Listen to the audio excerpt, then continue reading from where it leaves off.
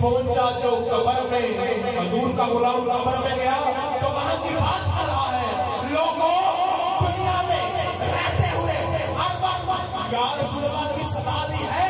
पहुंचा जो कब्र में तो नकीरैन से पूछा, इस देश में तैबा की हवा है क्या नहीं? इस देश में तैबा की हवा है क्या नहीं है? बस तो शाहिद व आलम का गदा है कि नहीं है? फितरत में तेरी ज़ौक़ वफा है कि नहीं है? कुछ सोच के आता है तेरा रिज़्क़ कहां से, सरकार की निस्बत का सिला है कि नहीं है? न दावत